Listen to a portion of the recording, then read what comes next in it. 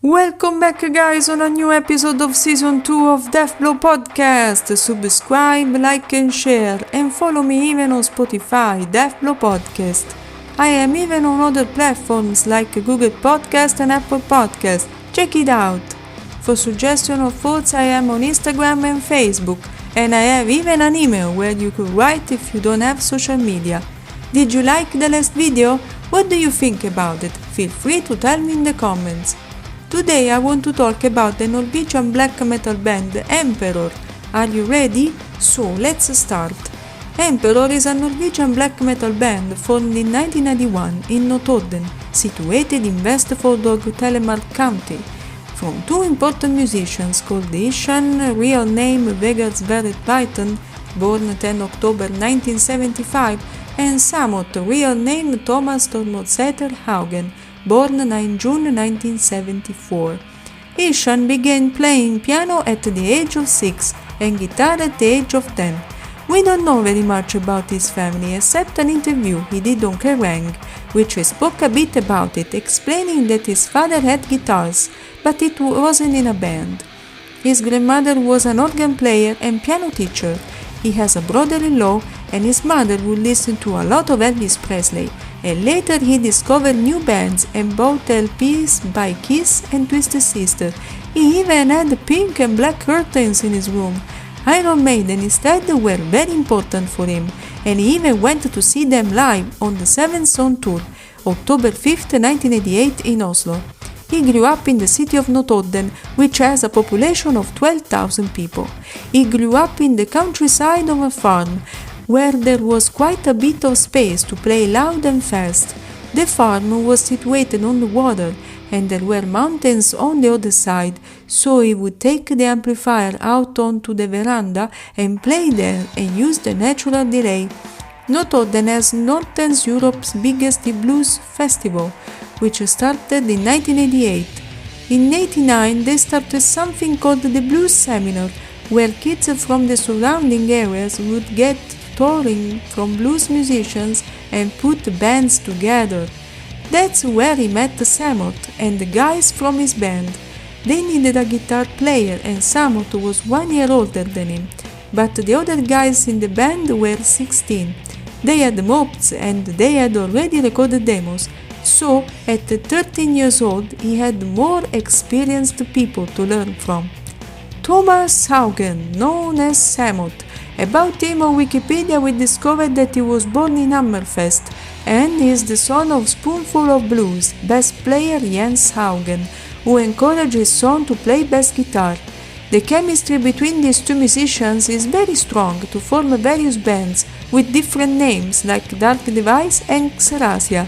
Xerasia recorded a demo in August 1990 on a tape with this name called simply Rehearsal 90. Some tracks from it will end on the other band demo, always composed by them, but with a different name, Embryonic. About this last band, we could say that they formed in 1990 and they recorded a demo called The Land of the Lost Souls. This demo was released on November 5, 1990 and recorded at Notodden Lead Studio. The lineup of this demo was Ronnie Johnson, drums, Thomas Haugen, guitar, bass, songwriting and lyrics, and Vegard Python, guitar, bass and vocals. After this release they decided to change the name and using a proper evil one, like Two Shall Suffer. With this name they recorded a demo and an EP. The lineup was Ihsahn, vocals, guitars, bass, Hildjarn, bass, Samoth, bass, guitars, drums, Ronnie Johnson, drums, and Torbjørn Kenauer, drums. First demo was entitled For Track Rehearsal, released in July 91. After this, they recorded an EP called Open the Mysteries of Your Creation. That contains only 2 songs, Side A, Painful Void of Time, Side B, Spectral Prophecy. This EP was recorded always in Notodden in April 1991. For black metal fans, it's not hard to remember what tragically happened in April 91. Where Pelle Dead, the singer of Mayhem at the time, decided to kill himself in Norway. so too shall suffer dedicated this EP in his memory. I made even 2 episodes on the last season about Pele Dead. Have you watched or listened to it? If not, go Spotify or YouTube, episode 6 and 7. Next demo needed to be a mini LP, but was released as a demo instead. It was recorded on October 1991, always recorded and noted and engineered by Roger Upstrom. The title of this demo was Into the Woods of Belial. After this, they decided to have another proper name for their own band, and they called themselves Emperor. Emperor found a new member, and the complete lineup was Samoth, drums, vocals, back vocals, Mortiis, bass, lyrics, keyboards, and Ihsahn, vocals, guitars, and songwriting. Mortiis' real name Bård Faust, born July 25, 1975. We discovered about him that he was born in Ihsahn, Telemark, and began his musical career playing bass for Emperor. He stayed with the band just over 1 year before going on to create his own solo project. Though unlike his previous band, the music would be dark ambient oriented. With this new lineup, they recorded a new demo called Wrath of the Tyrant, released in July 11, 1992. According to Metal Archives, it was recorded on bad equipment for Tracker during 8, 9 and 11 May 92. It was recorded on cassette. The year 1992 is very important for them. They always been in contact with the legendary black metal guitarist and founder of the true mayhem band, Ihsahn, known as Euronymous. He founded his label called Deadlight Silence Productions and had a shop in Oslo called Helvete. If you want to know more, check the previous season of Death Blow Podcast, episode 4 and 5, where I dedicated these 2 episodes to this man. The black metal movement was expanding in Norway and even all around the world, but the news were not very positive, totally the opposite. This is what was exactly happening in one of the most peaceful countries in the world, the church burnings. A protest against Christianity and the church seen as an institution and the cause to oppress weak minds, according to them. The situation in Norway started to be almost out of control. Count Grishnak or Varg Vikernes was on the headlines in Norway and even abroad to have burned several churches. Meanwhile, these events were appearing everywhere. They found a new member called Faust, real name Bård Faust, born in Hedmark on April 21, 1974. Before being the Emperor drummer, he was in 2 other bands, Stigma Diabolicum and Thorns. He was a good friend of Euronymous and a future member of the Black Circle as well. This guy was not only famous to be an important drummer, but even to have killed a man in Lillehammer, a Norwegian town where there was living his mother. On 21st August 92, he wanted to have a drink in a local, but it was too much full of people, so he changed the idea and he was walking back home. In the meanwhile, he was approached by a drunk man called Magne Andreasen, a gay man. He was asking to Bård if he had a lighter, but he was smoking already. It was clear that he wanted something. Then he asked Faust to go into the woods. He accepted because he wanted to kill this man. He was just waiting the right moment. During this long walk, they arrived to Olympia Park. Faust had a knife that always brought with him. Magne was walking behind him, and when he turned back, he stabbed in the stomach, and then to the neck and to the face, 37 times in total. He didn't feel remorse for that. He was interested to serial killers and murders, and he wanted to try what does it feel to be one of them. Many believed that he did because he was homophobic, but it wasn't for that. He was not racist or affected by it. 2 days later, him, together with the Count and Euronymous, burned Holmenkollen Chapel in Oslo. Varg and Ihsahn already decided to do it, and they invited him to participate to this arson. He agreed. They had bombs with them, but didn't work, so they came back and entered inside the church. They put the bomb to the altar with gasoline around it, but nothing. They had to set the gasoline on fire with a lighter and burnt even Bibles, papers and books, and that worked. Holmenkollen Chapel was in ashes already hours later.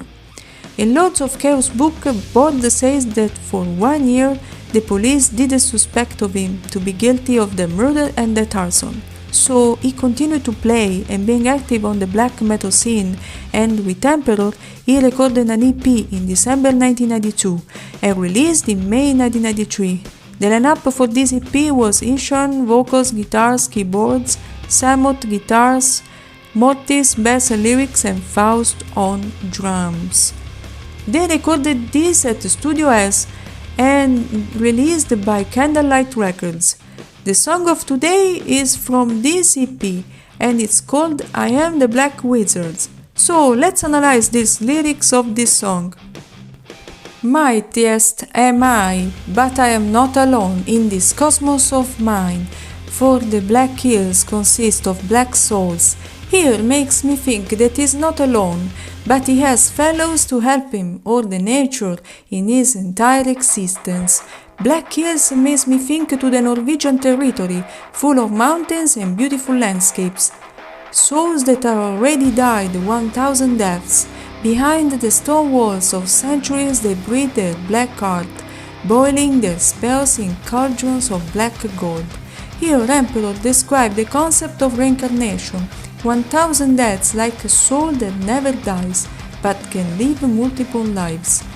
For black art makes me think to rituals, healing rituals or even making spells.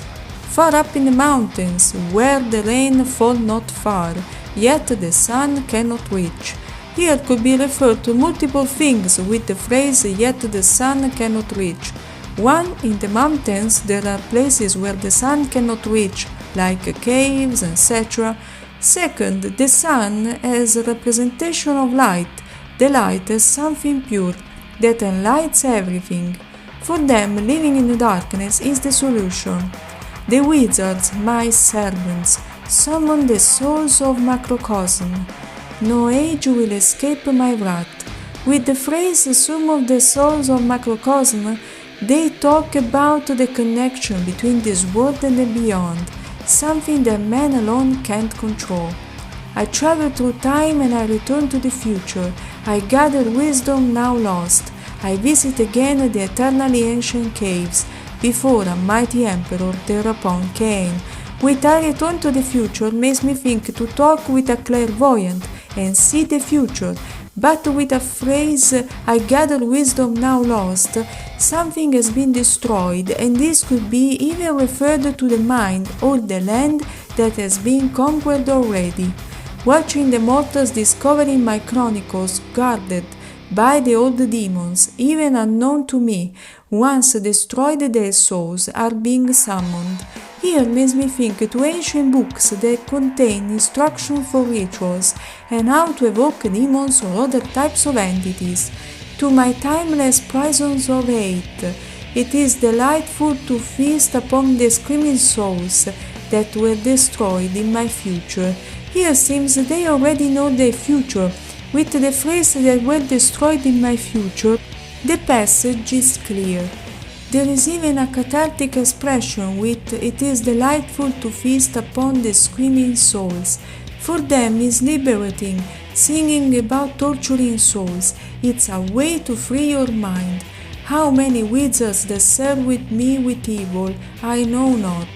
My empire has no limits, from the never-ending mountains black to the bottomless lakes. Here clearly describes that they don't know how many wizards are to use evilness. Here, with my empire has no limits, makes me think to Satan, that works in the shadows everywhere. I am the ruler and has been for eternities long. I am them. From the never-ending mountains black to the bottomless lakes. Here the passage is clear. It's Satan that talks through their souls. I am the ruler and has been for eternities long. My wizards are many, but their essence is mine. Here the wizards serve Satan, the Dark Lord, and they work with energies for him. Forever they are in the hills, in their stone homes of grief, because I am the spirit of their existence. I am them, I am them, I am them. Here clearly describes that Satan has servants and these wizards are working for him. Energies can multiply and can transform things. Let's analyze now the arrangement of this song. Good the intro with these dissonant riffs and the thrash metal drum style. The main riff reminds me certain Burzum songs and Darkthrone as well. The voice of Ihsahn is very enchanting with this heavy scream, but the point of strength of this song is even the keyboard in the background, creating a symphonic atmosphere, a technique that Dimmu Borgir will use years later. The change of tempo of drums at half of the song is something that reminds me even to American death metal bands like Death. The guitar sound reminds me of Burzum, that's Omengan album, especially the dissonance, until the end is slower than the starts and creates the perfect feeling for the song. A good track. Many could say that the bass is not present, but the setting for black metal is to almost delete the bass sound, but is the type of recording they use more highs than lows to create that lo-fi sound that distinguish every black metal record from death metal sound. And even this time, let's end this episode right here. Subscribe my YouTube channel, listen to Spotify as well, Instagram and Facebook for who want to write me, and email deathblowpodcast@gmail.com if you don't have social media. But for now, see you soon guys!